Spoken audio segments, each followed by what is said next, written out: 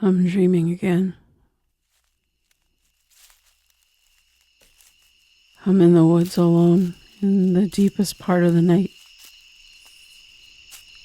The hours that are reserved for stillness, for sleep, for anything but this. Patches of moonlight slice through the trees like blades in the path before me. I follow them like I'd follow any trail. They pierce the darkness, wounding it. And I believe somehow I can feel it within me.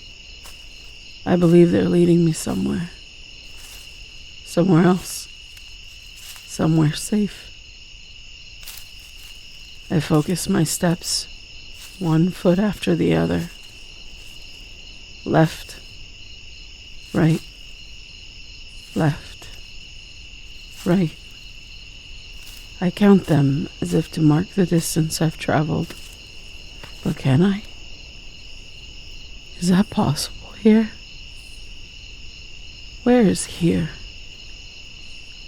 What is this place?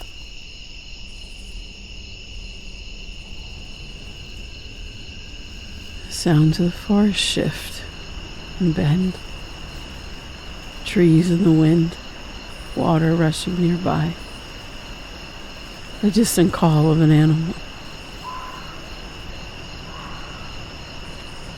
Left, right, left. I hear a whisper. No. 2, 10.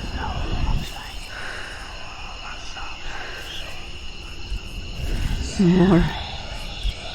Many. So many.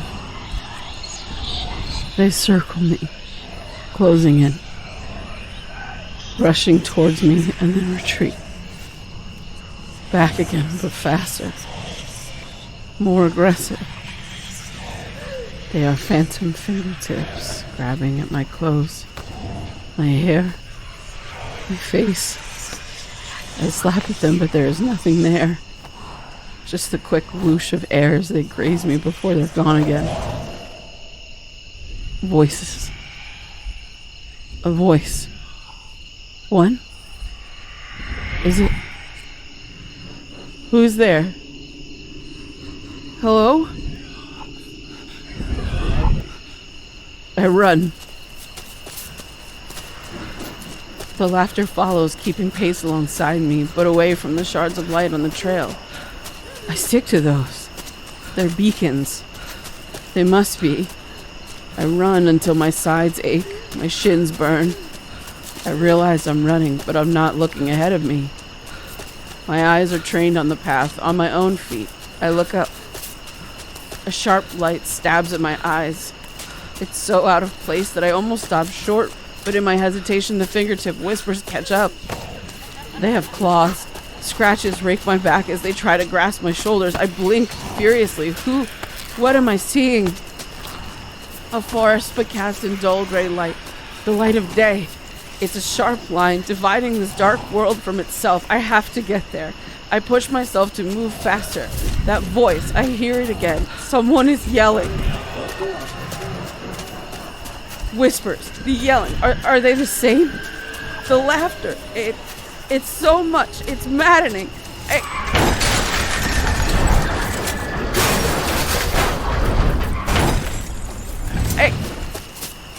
I'm almost there. Hello? No. No. No.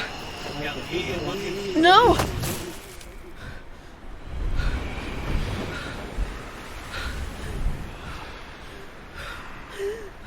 Micah, help me. I'm still here.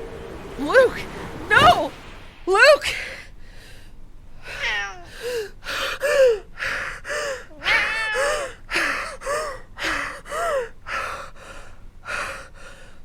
Oh my God.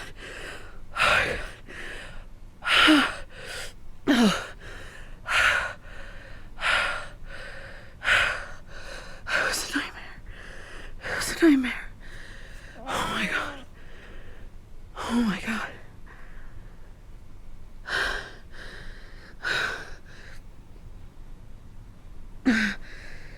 my god.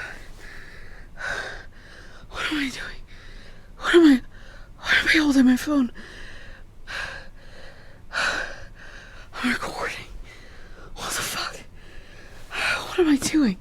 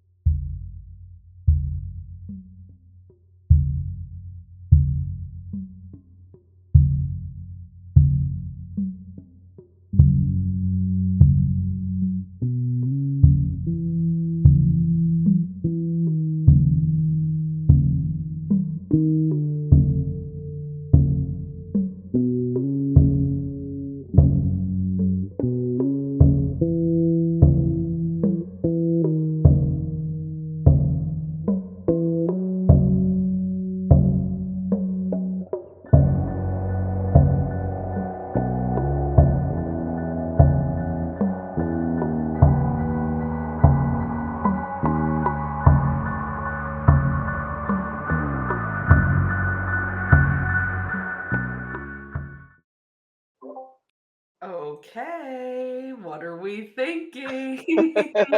How are we feeling about everything? It's super weird that you guys can't talk to us right away. Legit Ness. um, if, Aww. yeah, Micah does have to stop going to the loo. If there's anybody that wants to hop on the mic, just please request to speak. That's all good. I just want to put a couple shout outs to everybody here. One, Sasha, thank you so much to Sasha for their incredible talent and work. They made such a beautiful animation. And it's been a pleasure to work with them and to make this happen. They are in the chat. I'm going to call out some cast members and crew members that are here. I see our music supervisor, Joshua Van Ness, is in the chat. I see the voice of Luke. Brian is in the chat. Lasso is Brendan. He is also in the chat. We have some new cast members that are here that we cannot tell you what characters they're playing. I see Gigi's here. Ian is here. Ian and Gigi. I see Fee. And then we lost a couple people, but that's all good. And also our two editors are here too, Jacob and Victoria. Yeah. Yep. Yes. Victoria and Jacob are here. Victoria was the person who actually sound designed that entire section of the trailer, all of the audio and sound design that you hear and saw. I can't speak today. It's I'm tired. What else is new? Cool. Does anybody have any immediate burning questions based on the trailer? Or should we jump into the ones that were submitted already? And if you want to ask them yourself, please let us know. Gonna just sit here awkwardly for a minute. A couple people typing, so yes. If nobody has any burning questions or you want to sit on it, we can go to our pre-submitted ones first. We'll just give you all a second. Several people are typing. Yes.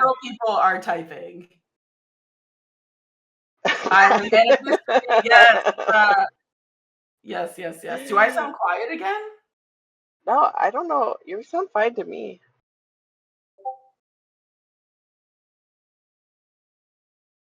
Okay. Oh, there's a question for Sasha. Sasha, do you want to answer via speaker? Or would you rather chat? I see Sasha typing. So he's typing, yeah. Yeah. Let's see. Oh man, we've had that on deck for so long. It has been kind of like burning a hole in my pocket, so to speak. Mm-hmm. Wanting to share it with everybody. Yeah. For folks who are not in the chat, Clip Studio mostly is what Sasha is saying. All right. While other people are putting in their questions, you want to start on the list? Yeah. Cool. Let's see. I'll pull up the one from Solon, which is sort of a light lift. Solon wanted to know. I had originally said that Stephanie and I met in a place where I wasn't really supposed to be, and Solon asked the question, "Where was it that we were trespassing when we met?" Steph, do you want to take this one?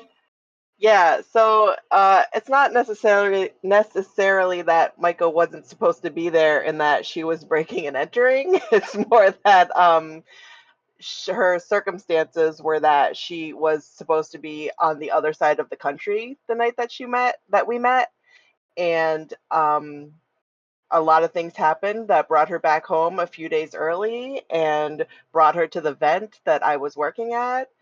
And so it was just kind of a lot of things had to align that weren't supposed to align for us to run into each other. And then just with mutual friends and mutual organizations we were a part of, we started talking. And I don't know how much we want to get into the lore. It could take a while, but the rest is history, as so they Yeah, say. yeah, I can just add that I in the sense that I was going to the weekend long event, but the night that I met Stephanie, she was working at the whole weekend. I just scored a ticket to this little like gifting suite thing last minute. And then we also found out that we were going to be in Europe at the same exact time because Stephanie was getting married. And even though we had just met, we became such close friends so quickly that I went to her wedding. And that was really, really awesome. And then what was that, March? And then by March 2017, and then by August 2017, How It Ends Studio was founded on August 10th, 2017. Yep. Cool. I don't see any new questions coming up in the No. chat, so I'm going to go to. Oh, there is Yep. a question. During the creation of the trailer, this is from 10Q, Tenny. During the creation of the trailer, were there any parts that were changed or altered while working on the season? No. We had already kind of put together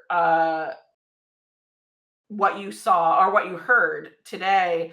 And when we were kind of going over it and going through cuts and also hearing Victoria's like really, really excellent sound design, we were just like, this would be amazing if we could watch this happen.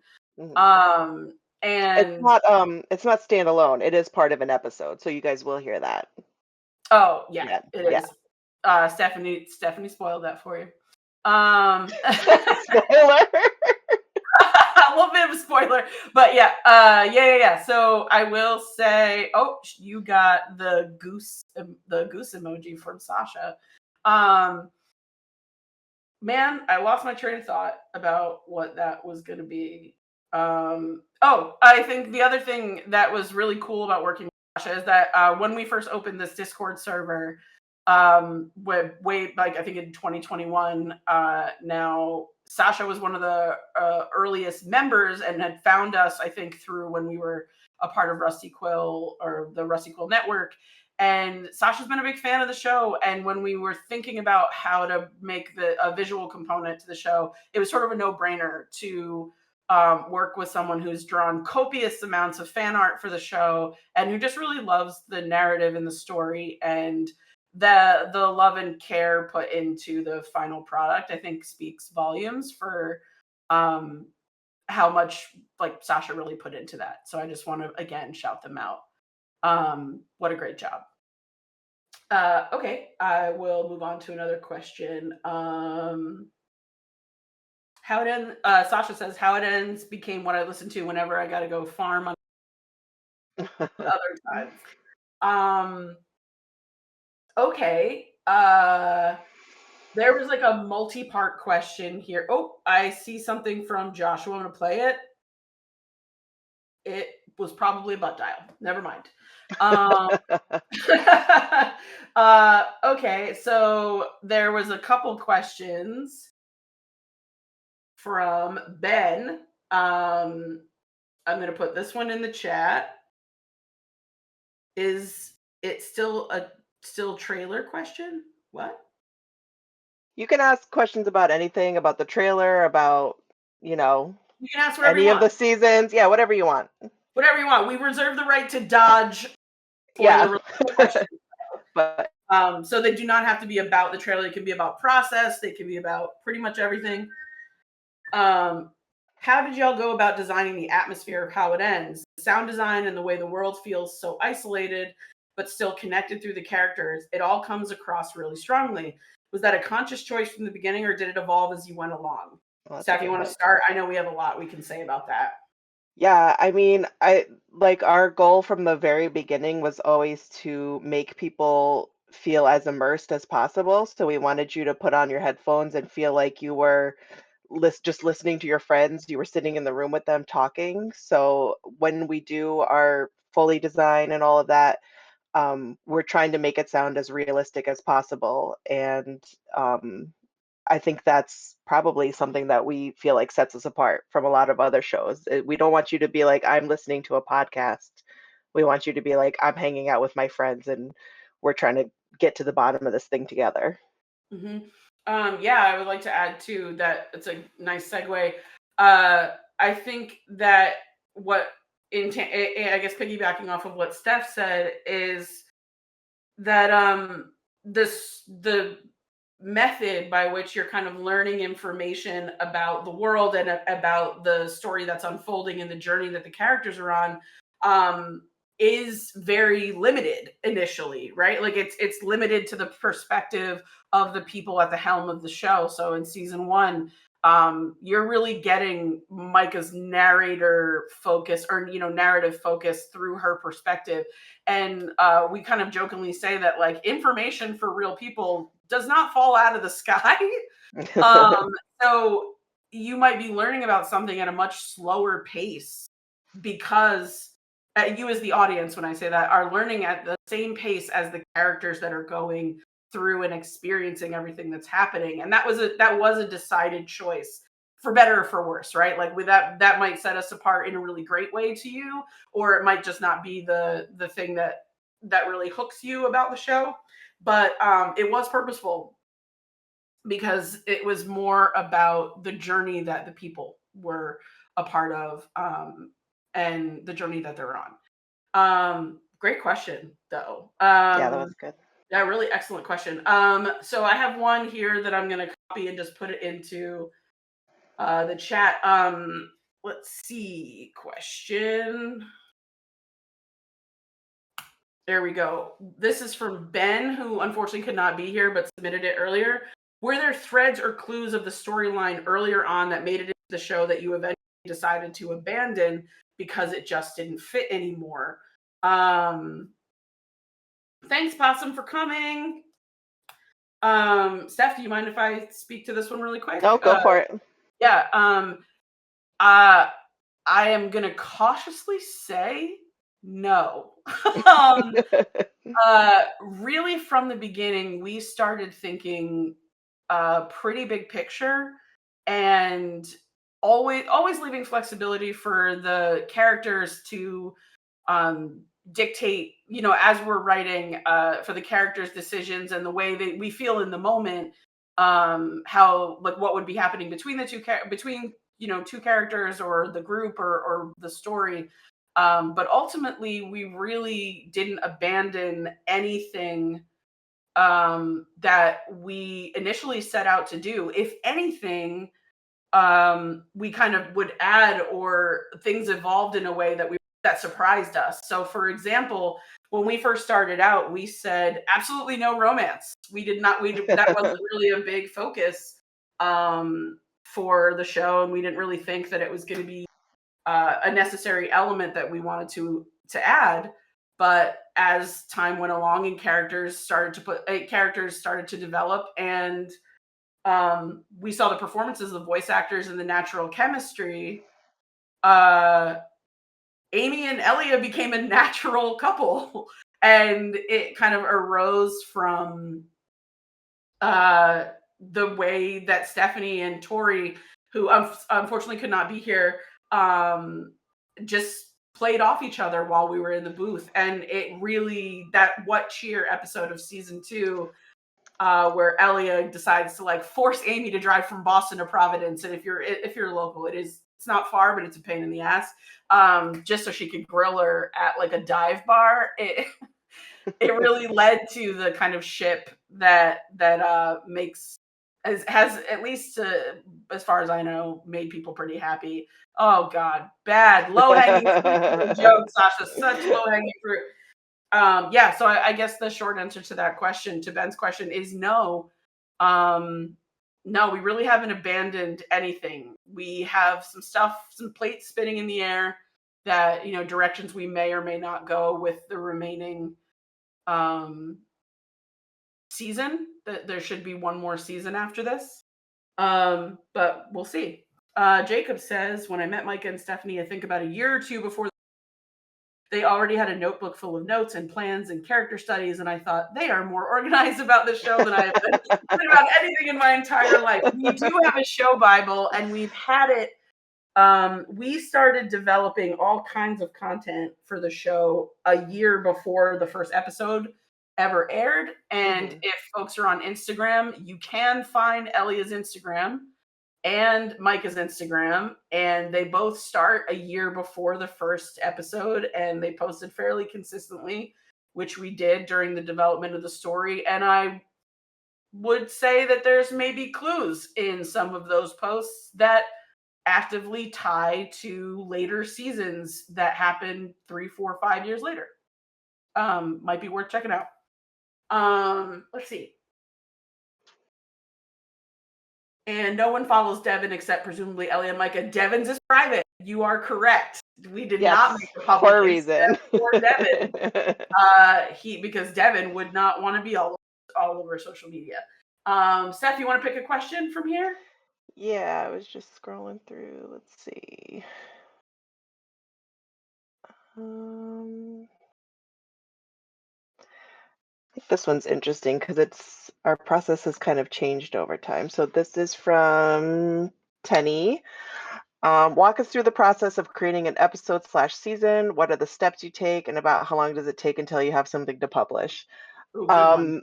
The answer is there's kind of no answer because we keep evolving how we work on things, and so every single season it's been different. But I will say, like, we've refined it a lot for season 4, and season 1, I'll just say we kind of were just flying by the seat of our pants. We were outlining an episode and writing it and then recording it, and then we had absolutely no type of project management. We were working with our previous editor, Chris, who still does a little bit of work for us, but we were working with him over emailing notes back and forth, which I don't even know how we did that anymore. It was a nightmare.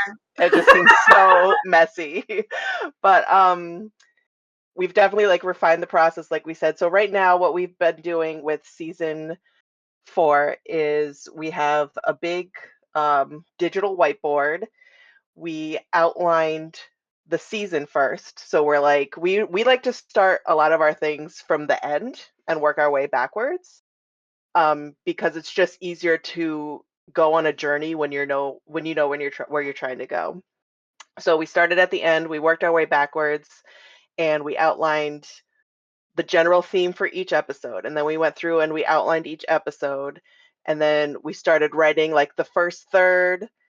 And then we started recording the first third. And then we kind of worked in batches. So what we were doing before episode to episode, we're now working in batches. And even that sometimes, because of cast availability or our availability or other things that are going on, it doesn't always work out exactly that way. And sometimes we're still piecemealing stuff together, but at least we have a better system that we're working towards and something to keep us in line, essentially.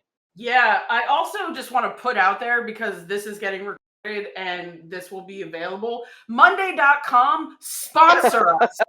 Because the amount of proselytizing, the fact that I'm a Monday.com evangelist for this project management software, And I'm not going to go on a whole rant about it, but honestly, it did revolutionize the way we do our production pipeline. And you know what? Actually, maybe I will shut up and we can either let Jacob or Victoria. I don't see Victoria in the audience anymore, but I see I her. see. Oh, I don't. Okay, so there she is. There is a rant hiding in there, Sasha. You are correct. I would actually really love, either we can invite you to speak, or you can just put it in the chat. As our sound designers and our editors, who are actually really kind of in the muck with us, so to speak, about the production pipeline, can maybe one of you speak maybe a few sentences or just a little bit about how that works for you and in your process, so it's not just me and Steph talking or me and Steph answering the questions. But until I see anybody typing or responding, I will say that I fully agree with Stephanie. The first season was us doing everything at once in real time. So because Not we thought recommended. because we were releasing the show as characters in real time, we were like, we're gonna do it that way too. I don't recommend that. Don't do that. Definitely don't do that. Definitely plan ahead and give yourself Yeah. time to breathe. It is not that is not the smart way to do it.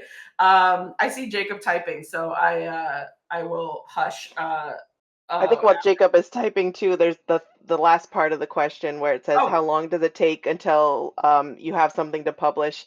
Again, that's so circumstantial that it could be we could write and record and have an episode edited in 2 weeks, or it could be 2 months, or it's really so circumstantial. But the fact that we just have like a new process in place is just so much more helpful. and before I pop in, I'm gonna invite Jacob to speak so he can speak about his perspective, and Victoria is going to as well.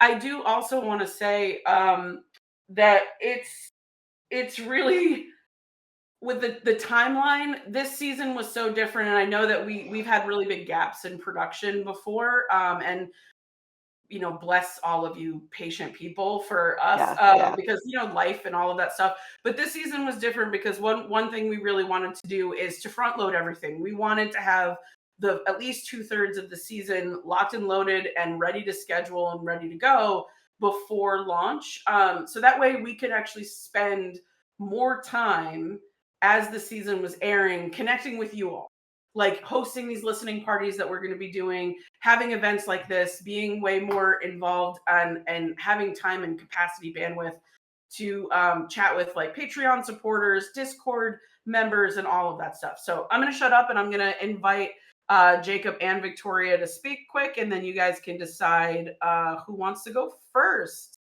You both have been invited. Welcome, Victoria. Welcome, Jacob. hello. Hello, hello. I'll let Jacob go first because you've been here longer. Yeah.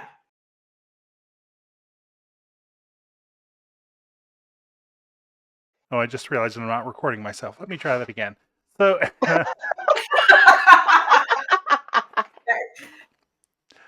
anyway, so we record things. I send the kind of just the sort of raw audio to everyone, and and then I get, or either Victoria or I get notes back saying like, okay, we want to use this take or this part from a previous take or a pickup later. Then we kind of assemble the first thing. Then Stephanie usually puts together the Foley, which is the sound effects and things, the files that we're going to use for that. We incorporate those, and then it's just like back and forth until we get an edit that everyone's happy with.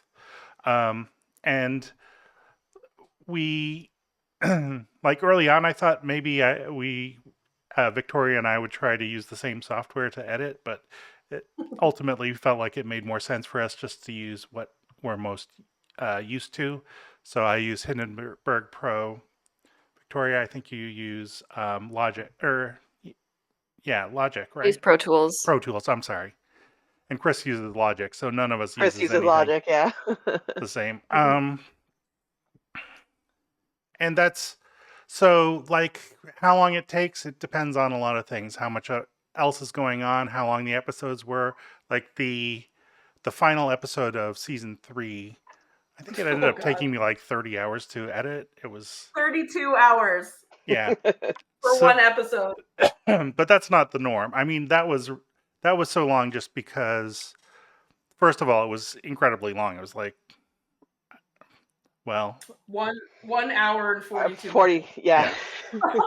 and some of the scenes had 7 people, which that makes things more complicated and stuff. But you know, and so just to make chat turn against me when Mike and Stephanie were like, "We're gonna kill Luke," and I was like, "Kill more people. Like, the fewer people we have to mix, the better." But yeah. No, I'm not gonna say they took my advice. I guess I can't say that they didn't either. But For the record, chat, he's not confirming Luke is dead or alive. He's just saying that we put him in threat. Yeah. Cannot confirm or deny, but we definitely put that man's life in jeopardy. In peril. Yeah. In peril. Yeah. But anyway, I guess that's all I have to say, unless anyone has any questions about any of that, or so maybe I'll turn it over to Victoria. Yeah, I think Jacob covered the process pretty well, so I don't really have too much to add on that front. But I will say that as someone who has edited a lot of audio dramas over the years, Steffi and Micah are definitely some of my favorite people to work with. They're super organized. Aw. They give such clear notes.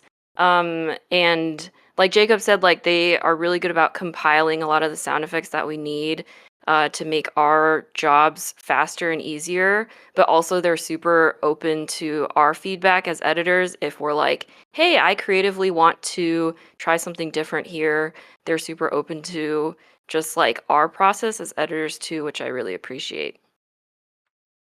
Yeah, I Aw, mean, that was so nice.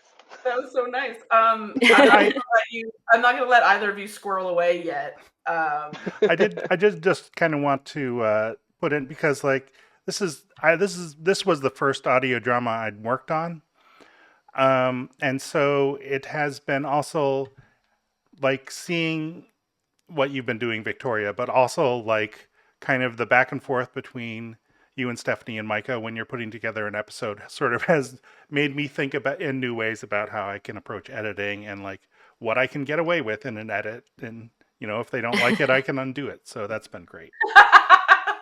Yeah, no, I feel similarly where sometimes I'm like, well, I have this idea of something I want to do. It doesn't exactly follow the script, but I'm just going to do it. And if they don't like it, I can always fix it. That's the perfect thing about audio is you can always go back. As opposed to like video where sometimes you're kind of locked into what's on screen. But yeah, thanks guys for being receptive to our creative endeavors as editors. No, I mean, it's like you guys are the pros, so if you tell us something's gonna work better, like we would be stupid not to try it. Yeah, I kind of want to add. I want to extend that extend that to the cast too. We have always, especially in the early seasons, because I don't know if some of the new folks know, but like literally no one in the cast that started out in season 1 had any acting experience at all. We had no audio Us included. None. So essentially we were running off of spite, adrenaline, and friendship chemistry. And I think that goes to say and speaks to what Jacob and Victoria are talking about, you know, and I don't want to use the word let because y'all are professionals, like Stephanie said, but you know, really encouraging the creatives that we work with to make choices that are coming from their expertise or their perspective as voice actors or as editors or in Sasha's case as artists, and that sort of thing. And I think that has really kind of helped gel the people that we work with, and especially on the voice acting side, because we want we want the voice actors to feel really grounded in their character and that they feel comfortable in where they are. And if that means kind of tweaking the language that we've written in the script so that it comes out more natural for them, then by all means, right? We're kind of like, y'all know what the plot is, deliver the plot lines, but the way it sounds, it should sound like the character and your take on the character, just like you would in film.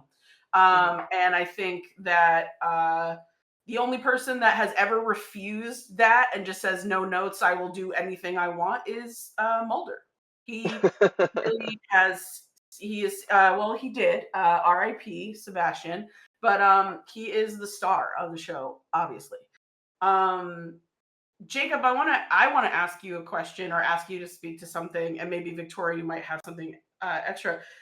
As somebody, Jacob, you kind of knew about the show and you interviewed us years before you actually started working on the show. You know, can you kind of talk to, or can you kind of speak to what your thoughts were as kind of someone on the outside versus the production and like a permanent part? Like, you're never getting away from us, like you're held captive. Victoria, sorry, you're like locked and loaded forever. Well, good. I guess so. Yeah, I guess I've sort of been on the periphery of it from even before the beginning, because how I met them, I think we've told this story before, but I used to teach a class on podcasting, and Mike and Stephanie took it. That's when I saw that notebook I referred to. And so then I was just like, well, first of all, this sounds like an interesting podcast that I'll definitely subscribe to when it starts. And clearly they've put a ton of thought into this. And then once it came out, I started listening to it, and I was, immediately a fan. And I thought it was really clever to put it in a way so that, it's a podcast about someone who is starting a podcast and doesn't have a lot of experience for a podcast. So there's kind of a built-in thing to it where, if the audio quality is a little weird or the editing is a little strange, you're like, well, yeah, I mean, they're just starting. Mike is just starting their podcast. And it wouldn't it wouldn't sound immaculate. Now, the sound quality has improved as the show's gone on. And again, there's sort of reasons within and without the show for that. So I thought that was really thoughtful and an intelligent way to put the show together. And then when season 3 came around and they were like, we need a second editor to work on things. Is that something you're interested in? And I'm like, sure. I mean, I have no experience working on an audio drama, but I can give it a whirl. And you threw me in with Hell's Kitchen, which was, quite a complicated episode to start with. Yeah. Oh God, sorry. No, it worked out. It was just like immediately, 8 tracks of Foley. A lot of back and forth being like onions burning and knife chopping and stuff. Can you make the sizzling a little louder, or whatever. Yeah. And yeah, just seeing how it was organized, and it was, it's what I expected from seeing that notebook way back when, but it was really cool to sort of be on the side of it. And I got a lot of guidance from Chris in those early days. I feel like I'm kind of rambling here and have forgotten what the question was, but you did. You answered the question for sure. Good. Yeah, you definitely answered the question for sure. I don't know if Victoria, you might want, if you have anything to add to that. We can. Stephanie, you did do that. Victoria, if you don't have anything to add, I can flip to one of the submitted questions. Up to you. Yeah, I think Jacob put it best, so we can move on. Okay. So I'll put y'all back in the audience and maybe call you back in a minute. See? Okay. So another question. Let's see. This one is from Shell. I'm going to put this in the chat. Question. With clues scattered across Discord, your shiny new website, and Eat at Gyms. I don't know what Eat at Gyms is. Do you, Steph? Never heard of it. I don't know what that is. Are there any clues out there on the World Wide Web that you're sure we've missed? Care to point us in the right direction? How many times do you think I should rewatch this animated trailer? And how many clues have you hidden in it? Ooh, that's a multi-pronged question. I can say I'm going to answer this succinctly. I don't know. Stephanie and I don't know what you're talking about. We don't know what Eat at Gyms is. 2, there are so many clues embedded on our website. Have fun finding them. And good luck. Good luck. They're all over the place. You should rewatch and re-listen to the trailer if you are invested in listening for clues and you are the type of person that loves to go, "Oh, I knew it," when a mystery is like, if that's your bag, you should listen to the trailer very closely. I feel like that. Steph, you want to pick a question? I know that Steph is going to have to run in a few minutes, but I'll be able to stay on for questions that were submitted. But Steph, why don't you take the last one before you have to go? Yeah, this is kind of a long one too. Let me just read through it. Oh, that was recently submitted. It's a really great question. Here we go. I'm going to put it in the chat. This is from, who's this from? Paula N. Paula N. So because of the non-visual nature of a podcast, especially one like How It Ends that emulates actual recording and not narration, how do you guys feel about fan art that doesn't look anything like how you pictured the characters in your head as creators? Was there any that surprised you? And did the public perception of the characters, not only physically, but personality as well, somehow influence / changed how yourself see and write them? I'll say there were some that we saw that did surprise me just because I would have never pictured that character that way. But as for how I feel about it, I love it because it's, we only know what we have in our head and what we talk about, but to see how that translates and how when you all hear their voices and their personalities, how they look to you in your head, like I love that. If 100 people submitted 100 photos of Elia and they all looked totally different, I would like love every single one of them because it's just like shows me what you guys are seeing from your perspective. I wouldn't say there was any that surprised me. And then we also did have a lot of people come into Discord and kind of say, "Hey, we're doing a drawing of so and so. What do they look like to you?" So a lot of the fan art has also been somewhat collaborative in that way, where people have asked us what we think they physically look like. But even then, still, it's totally up to interpretation. Again, just using Elia as an example because she's my character. If I tell you, a 5'2" woman who's a chef and she's got short, curly purple hair, that could be interpreted dozens or hundreds of ways. So it's just really fun to see how everybody else pictures them in their head. Do you have anything to add, Micah? Or I was going to see if you're going to add your answer to the last one, the perception of the characters. Oh. Before I jumped in, yeah. You don't want to add that person? No. That wasn't so much of a fan art. Yeah, no, I feel like Elia is catching some strays in the Spotify comments, and I get it. She's a little harsh, she's a little brash, but I don't know, the names she's been being called, and again, maybe I'm just getting a little defensive because she's my character, but I don't think Ellie is a stone cold bitch like some people might be saying. For what it's worth.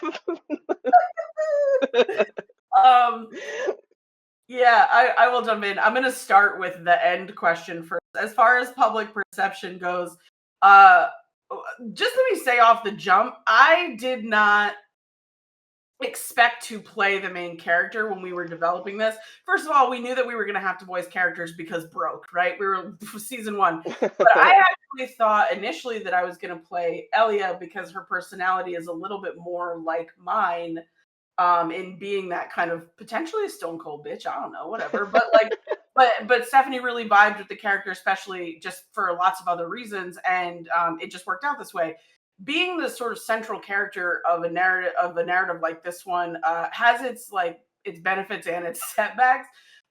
Some people really love Micah and they really vibe, or they really understand like the complexities of why she makes the decisions that she makes, and or how she makes the decisions, or how she struggles with those decisions, et cetera, et cetera.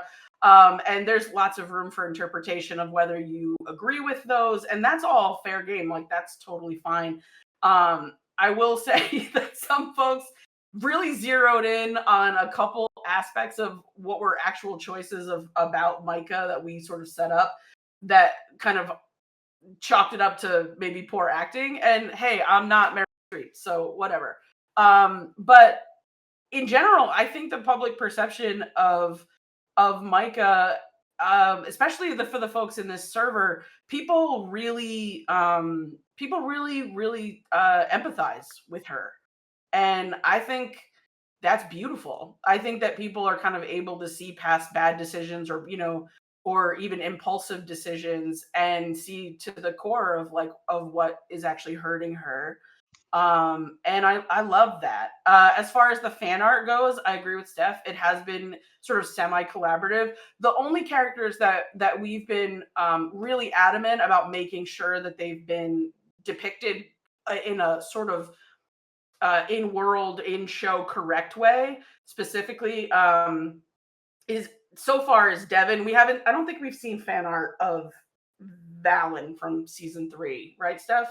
I don't believe so. No. No, but Devin, as a character who is a black man, we wanted to make sure that his character was not whitewashed, Mhm. even accidentally or on purpose, by listeners of the show, because his personality and his perspective as a character, and also the voice actor that voices him, it all informs everything that happens to him and his perspective in the show. And that was a non-negotiable for us. So anytime we kind of saw Devin be portrayed in any other way, we were really quick to be like, hey, by the way, this is who Devin kind of resembles in our mind. This is important to us. So yeah, other than that, I think it was kind of, people just kind of naturally drew Micah sort of like me, but with a way better tan. They always drew her like with like dark brown hair and whatnot. But I haven't seen anything that really kind of like fundamentally surprised me about that. Steph, do you have to run? I do have to go pick up my little baby child, but thank you all so much for coming. It was so nice talking to you all. I hope you like the trailer. Once it's up on YouTube, I hope you share it. And I hope you guys like season 4. And I will try to be in the Discord more, but She's a yeah, mom. I'll try. It's I'll hard. try. I am sticking around to answer a couple more questions, and I still see some new cast members that I would love to pop in and force them to talk. But Stephanie, we love you. Thank you very much. Thank you guys. Good night. Goodbye, Good night, everybody. Steph. Cool. Okay, and now it's me. All right, so there were here's another question from Zentex. I think I'm pronouncing that correctly. Here is, I'm gonna put all of them at questions. Okay, how did writing How It Ends formally start? Were the characters alive first or developed for the story along the way? At what point did the medium become podcast? Secondarily, does employing voice actors and writing for spoken word influence the story, production, and characters? Thirdly, at what point during development did the loss of Micah's father become part of the living story? Was the presence of his absence always integral since the beginning? Grief manifests in infinite forms, ebbing and flowing throughout everyone's lives differently. Grief barely laps at some people's shores while others drown on dry land? How does grief shape how it ends? And how do you shape grief for how it ends? And then if the main cast were all cats, what kind of cats would they be? So many good questions in that. And I will do my best to kind of answer all of them succinctly to the best of my ability without Steph. How did writing How It Ends formally start? It started over English muffins and nonsense. We were listening to a lot of audio drama, and they're the ones that were very popular at the time in like the 2017 time period. We really liked the stories, but found I didn't really care, and Steph didn't really care too much about what happened to the characters because there wasn't a lot of they felt kind of flat to us, right? So it's not really throwing shade at anyone, but just kind of saying like, this is a good story, but I wish I cared if this character stayed on the show or died or lived or something happened to them.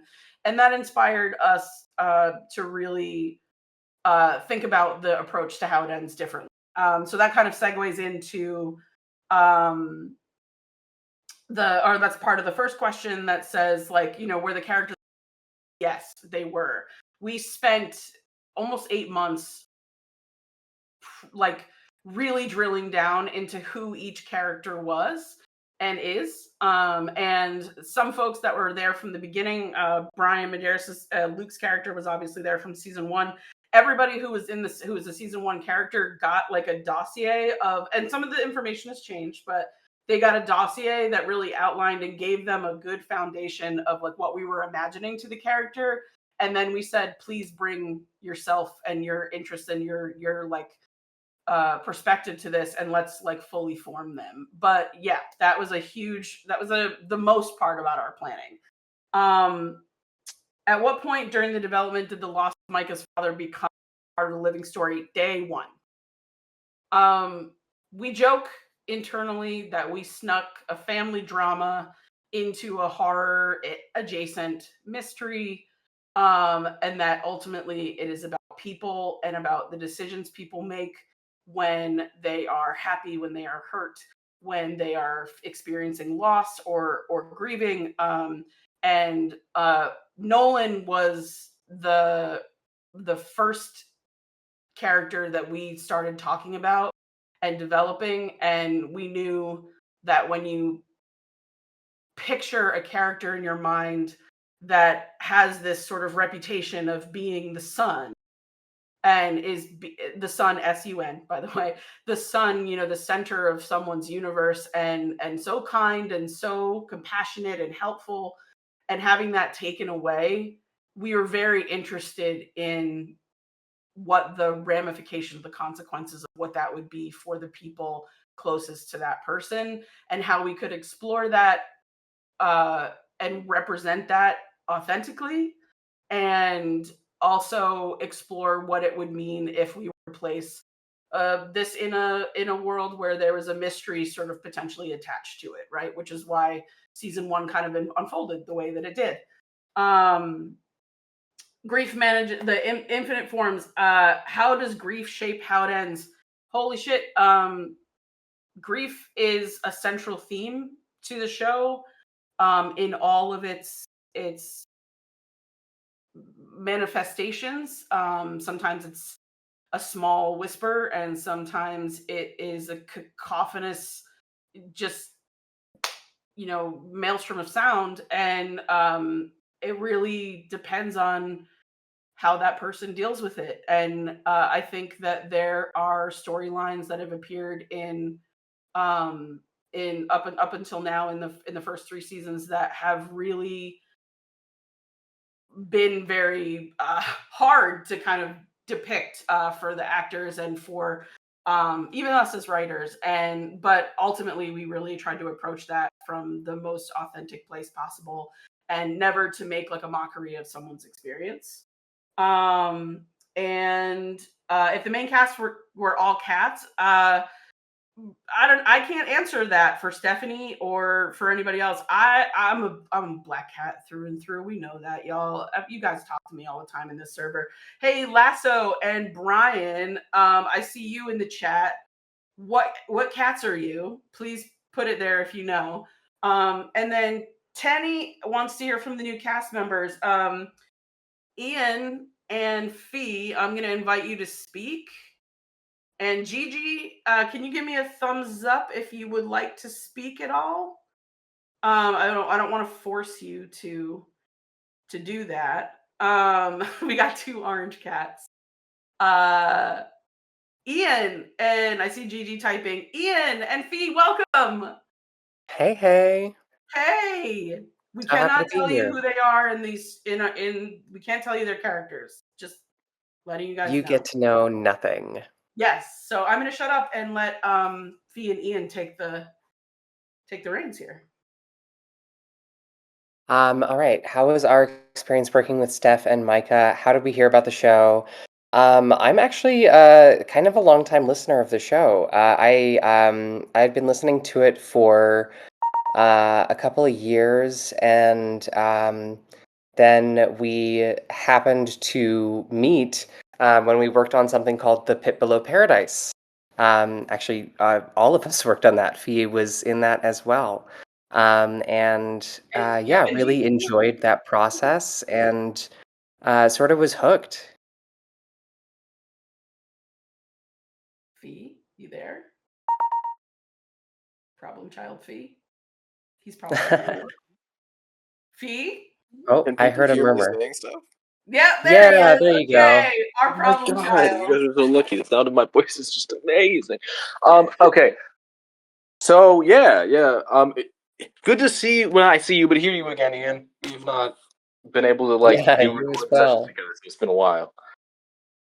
Um, yeah. I met Stephanie and Micah doing Pipolo Paradise. Um, and what else was? Well, there was more questions and more things that I have to respond to, and now I can't remember any of it. It says, how was your experience working with us? It was What can great. listeners look forward to about your performance in the new season? And be veiled. The working experience was awesome. I mean, having that sort of rapport with you guys was really helpful, and also I don't, without spoiling anything. I like they Micah and Stephanie sent out scripts to all of us, and for the first several episodes, and I read them, and then like a month or so later, I had thought that I listened, that the episodes were out already, and that I listened to them. And that's obviously didn't happen. But there was the level of specificity and the level of care and uniqueness that is put into every line of dialogue, every little character beat, tricked my brain into thinking that I'd been hearing the voices. So once I had that experience, I was even more excited to start doing this, and it's lived up to the hype. It's been great. Oh, that's so nice. Gigi, can how's your Discord set up? Are you there? I'm here. Can you hear me? Yes, we can. Yay. Oh, well, I feel very fortunate to be part of this cast of this team. It's been a wonderful experience ever since the Pit Below Paradise. Everyone's just so friendly. It's a joy to get online and join the group and record together. I always look forward to it. So when I had the opportunity to do more, I said, of course, yes. So y'all are so nice to us. Yeah, I also just want to echo what Victoria and Jacob said earlier. I think the way that you run a show, the way you run a production is really wonderful as an actor. The balance you strike between offering enough structure to really work from and understand where our characters are coming from, and the freedom you give to us as artists and storytellers. Like some of my favorite takes we do are, the just do one for fun at the end. So yeah, it's always a delight to work with y'all, and you truly craft a really beautiful storyline that I can't help but be a fan of as well. Cool. Just gonna casually cry at my house later. Okay, cool. So you guys are so lovely. Wow. Um, I'm seeing in the chat really quickly. There's an Ocean's in the pitch for the show. It was a badass event. Oh yeah, yeah. I want to just kind of call out to Victoria, who is not a speaker at the moment. Victoria was also in the cast as of the Piccolo Paradise. I'm gonna pop Victoria back in case you want to add anything. But casting the Piccolo Paradise. This is sort of an offshoot of non sequitur from How It Ends, but the cast of the Piccolo Paradise were some of the most amazing people that we've ever come across in this like in that like sort of second third iteration of us doing the show. We were just like, wow, these are such talented, kind, like really present people voicing these characters. So wanting to kind of like steal you guys and like pull you into our production was a no-brainer for us. But I do just kind of I'm fine with pausing How It Ends chat and letting the actors of the Piccolo Paradise kind of please sell yourselves a little bit and sell that show, because the three main characters of the Piccolo Paradise, Ruth, Will, and Dory, were voiced by Ruth was Victoria was Ruth, and Will was Fee, and Dorian, who is the main character, Ian. So I would just kind of love for you to speak a little bit about that production so that folks in the chat can go listen to it and listen to your work. And Gigi, you had a character, Harriet? Is that Yes. correct? Harriet. Yeah, sorry. It has been a while since I've heard it. Harriet, your voice was so perfect for Harriet. It scared the crap out of me, but it was so good. Yeah, Yeah, no so if you kidding. folks want to kind of just take the floor a little bit and talk about that production, I would love. Sure. I'll chat about it a little bit and do some shameless self-plugging. Yes. Piccolo Paradise was produced by Rusty Quill. I think we recorded it about 2 years ago, around this time, maybe a little bit later. And then it premiered early last year, early 2024. Just a few episodes, but really obviously gave me the chance to connect with some really amazing artists. And also to tell a very queer coming of age story that also happens to be set around a cult. So, are we sensing a theme here? But yeah, that was a really lovely production to work on, and segued really nicely into working on How It Ends, which was just an absolute joy.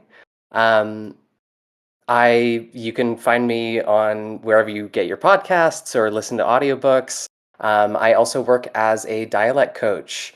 I'm currently working on Picnic by William Inge in a theater in Germany, and currently 2 shows that I just dialect coached are up in Chicago. So if you are, near Bavaria or Chicago, feel free to check those out. Or if you want to, work on your own dialect production, if you want to just, pull out some accents, if you do like role-playing games and you want to be able to pull something out at a table, I'm more than happy to assist with that. Or if you are a theater person and want to engage with something like that, feel free to hit me up. Yeah. Fee, you still there? You're on mute. I am still here. Hi. Yeah. Tell us what you're working on.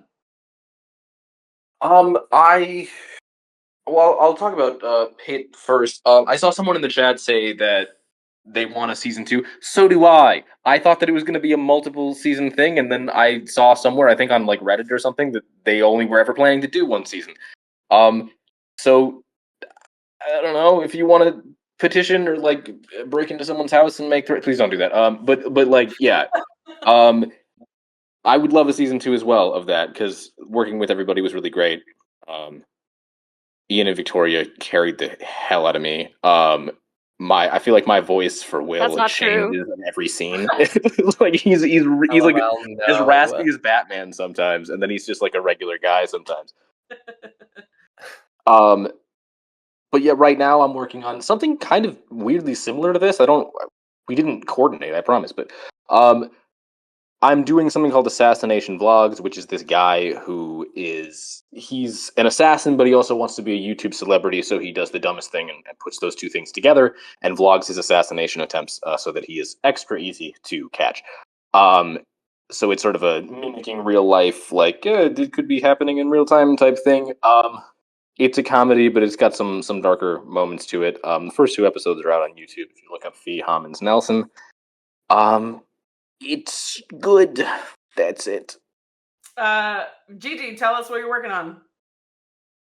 I am working on another audio drama podcast, We're Alive Descendants.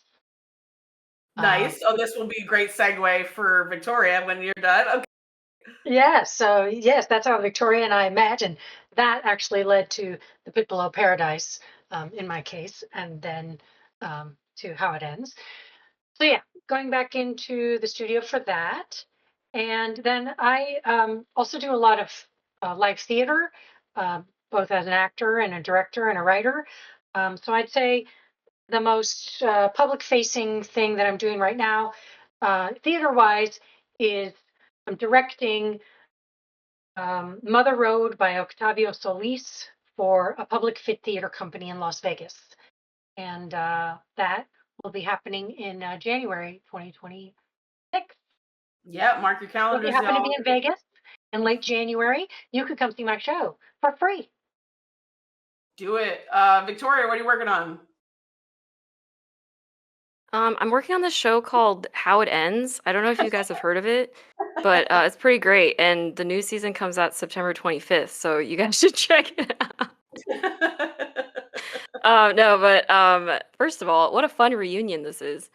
And what else am I working on?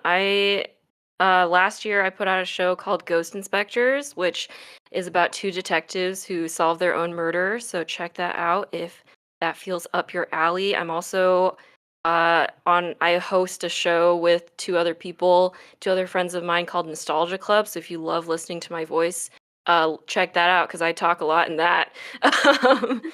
And I've worked on a bunch of audio dramas, so listen to those. Like Gigi mentioned, I helped edit and work on the first season of We're Alive Descendants. Also We're Alive Scouts Honor, which also came out last year. And yeah. Just there's so much talent in the room, and we're just very lucky to be able to work with you all. I'm gonna put you guys back in the audience, and I'm gonna question because I want to wrap up by 7:30. I don't want to keep you guys here forever and ever. But thank you, Fee, Victoria, Gigi, Ian. Y'all are just such beautiful, talented people, and stealing you from other shows was the best thing we ever did. Because you just are. I can't wait for you all to hear their contributions to a very established, loved cast and how you all fit into that world. Yes, Tenny, we will get a page. I will get with all of them and I will put something in the server so you can all track back to everything that they mentioned tonight. So do not worry about that. I will make sure. We love to share the wealth here. All right, I'm popping you guys back into the audience and then I'm going to answer one more question and then I'm going to end it. Moving. Okay, so let's see. What is good for a final couple questions based on what is submitted? Unless somebody has... Fee, thank you for coming so much. Thank you for making time. Really appreciate it. Unless anybody puts anything in the chat, I'm going to go with something that was submitted. A short one. That two questions that are pretty similar. One was by Tenny, and the other one was by Ben. Ben said, "How much thought have you put into whatever the next thing will be?" And Tenny said, "Will the next project take place in the How It Ends universe?" There are no shortage of story seeds in my mind and in my notes app and in our Monday.com and in Slack and anywhere that in my notebooks and anywhere that I have accessible to me when something hits me. A lot of times I wake up from a dream and I'm like, oh man, I should really write that down. And I do. we have a seedling of something that we are interested in exploring post how it ends, but we're actually just talking about this today and saying that to do a show to the level that we like to do it, to make it as immersive an experience and to be able to connect with our listeners very deeply about the characters and the plot and all of that stuff, we're probably always in some form or fashion going to be a one show at a time type studio, depending on capacity. But will the next project take place in the How It Ends universe? Can't tell you. That's the only answer you get for that. And then the final question, I think, before we wrap tonight is, let's see, picking one. Which character changed and grew the most from what was originally planned for them and who they are now? Because I'm going to pick this question and I'm going to put it in the chat.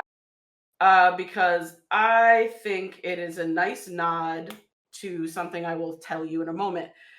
I think the character that changed the most is probably Luke. And obviously Devin is fan favorite. Devin is a love of our lives character.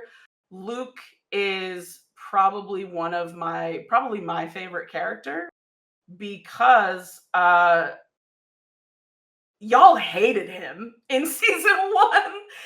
So many people were so suspicious of Luke, and to watch the trajectory of folks listening to the show from season 1 to season 3, and seeing that skepticism go from, oh, this guy is so like suspicious, he's evil, whatever, to being absolutely devastated or worried about his fate at the end of season 3 was probably one of the biggest highlights for me. And I fully think that actually that has a lot to do with what Brian brings to the character, because there is a vulnerability and there is a quiet kind of sadness a little bit to Luke for a lot of it.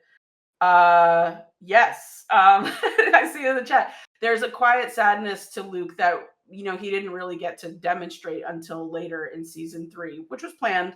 And Brian really brought a beautiful nuance to that performance. And I want to just kind of call out Brian, because when we were doing a listening party for the episode in season 3 where Luke is sort of talking about his backstory and how he kind of got involved in the whole mess with Officer Trade and all of that stuff.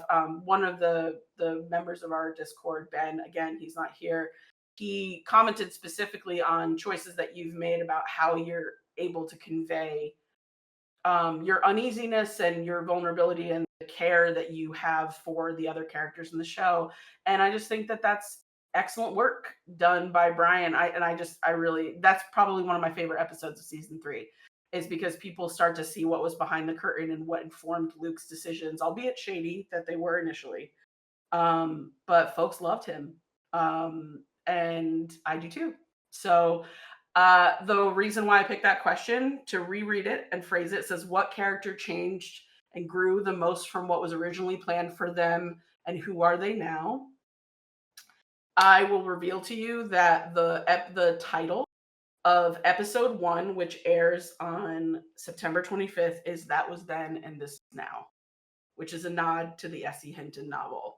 And with that, I'm going to bring this amazing event to a close. Thank you so much for everybody who came, even folks who have left. This is being recorded and we'll submit it, so I'm saying thank you to you, even if you're not here. We love you. We love our listeners. We love our cast. We love our crew. All of the supporters that we have, Patreon supporters, Discord supporters, folks who retweet us, who repost us, who comment on everything. We are so grateful to you for helping us make this show a thing. And, this is something we are just so thrilled to do. We love you. Thank you so, so much. And with that, I'm going to kick you all out of this stage channel. Feel free to chat in the regular Discord. I will be around. See you soon, September 25th. And the trailer is going live on our YouTube in 1 minute. So if you want to rewatch it, go there now. How It Ends Studio. Mwah! Love you all. Bye.